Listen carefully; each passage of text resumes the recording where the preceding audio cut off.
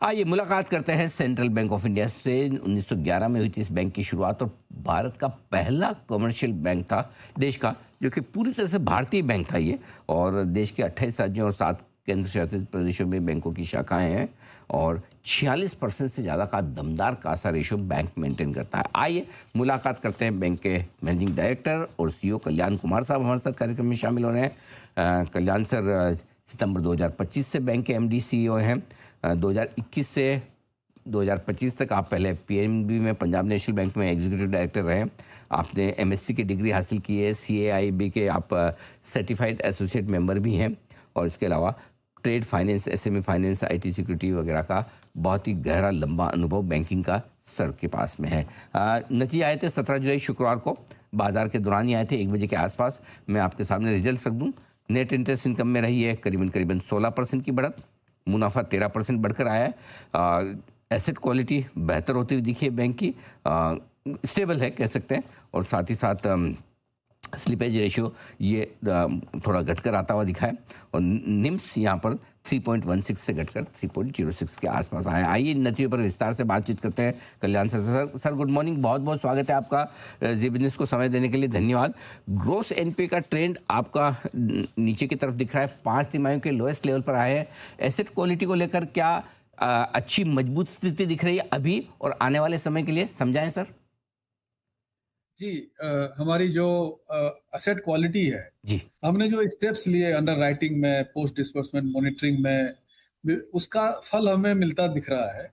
आप जैसे देखें, पिछले साल हमारा ग्रॉस एनपीए 3.13 था, जो घट के इस बार 2.60 है और नेट एनपीए 0.49 पे स्टेबल है। और साथ ही साथ अगर आप स्लीपेज रेशियो की जगह अगर हमारा स्ट्रेस देखें, मतलब जो एसएमए बोलते हैं, स्पेशल मेंशन अकाउंट बोलते हैं, उसमें भी पिछले साल के तुलना में देखें तो कमी आई है। इस क्वार्टर में ये 0.29 है और यदि हम एग्रीकल्चर केसीसी के उसको हटा दें तो ये केवल 0.19 है। तो एसेट क्वालिटी के दिशा में मैं आपको बताना चाहता हूं, जो कदम हमने पिछले कुछ महीनों में लिए हैं, इसका सीधा सीधा परिणाम हमें एसेट क्वालिटी इंप्रूवमेंट में दिख रहा है। चलिए, एसेट क्वालिटी काफी बेहतर होती हुई दिखी है। अब बताएं सर, निम्स 3.06% के आसपास है। क्या लेवल्स आप उम्मीद करते हैं कि पूरे साल भर के लिए मेंटेन कर पाएंगे?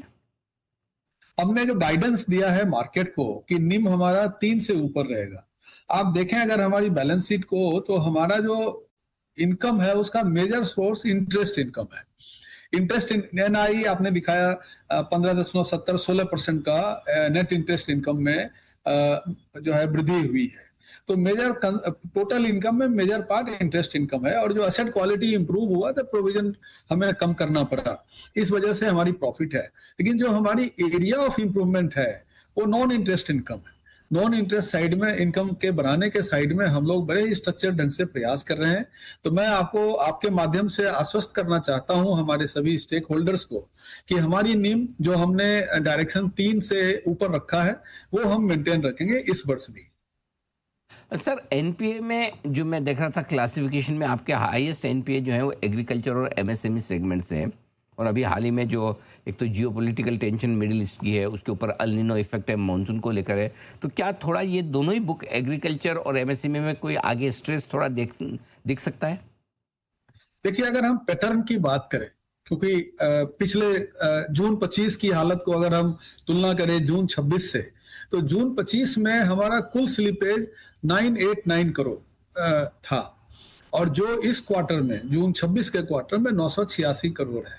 तो ये दर्शाता है कि मतलब जो भी स्लिपेजेज है वो पैटर्न के हिसाब से अभी जियोपॉलिटिकल क्राइसिस का कोई इम्पैक्ट, ज्यादा इम्पैक्ट हमारे एग्रीकल्चर या एमएसएमई जो मेजर ग्रोथ इंजिन है इस पे नहीं हुआ है।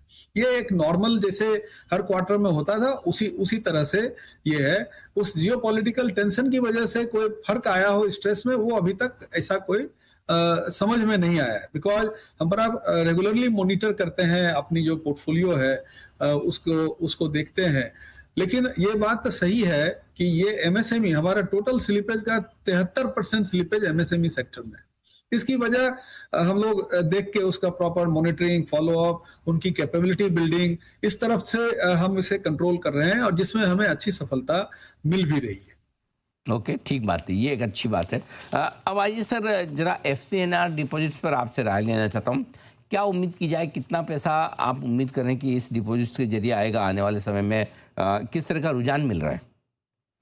FCNR-B का रुझान बहुत ही उत्साहवर्धक है और अभी तक हम करीब 8.4 मिलियन यूएस डॉलर का हमने अभी तक संग्रहण कर लिया है।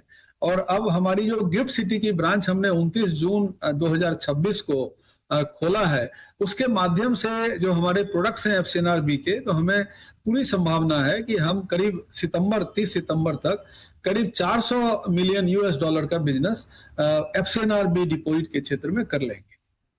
ओके, तो यहाँ पर अच्छा रहने की उम्मीद आप लेकर चल रहे हैं कि अच्छा पैसा आना चाहिए। जी, कासा डिपॉजिट के मामले में आपके जो कासा डिपॉजिट है वो अपने दूसरे जो बैंक है उसके मुकाबले में सबसे बेस्ट है। क्या इसकी वजह आप समझते हैं? क्या बेस्ट होने के बावजूद और गुंजाइश है इसमें इम्प्रूवमेंट की सर?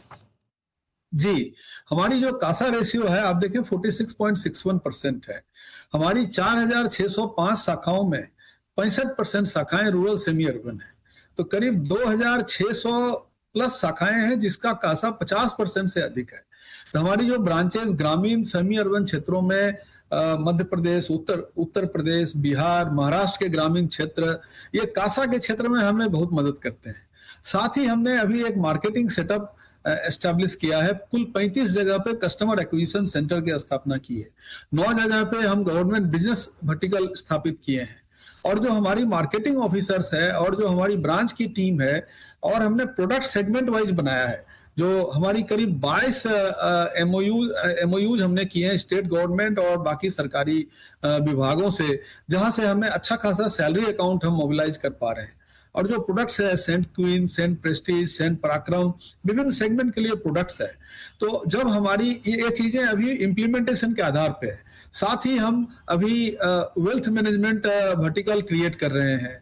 और क्रेडिट कार्ड जो सेंट्रल बैंक पहला बैंक था जो मार्केट में लेके आया था 1981 में, अभी हम फिर शुरुआत कर रहे हैं।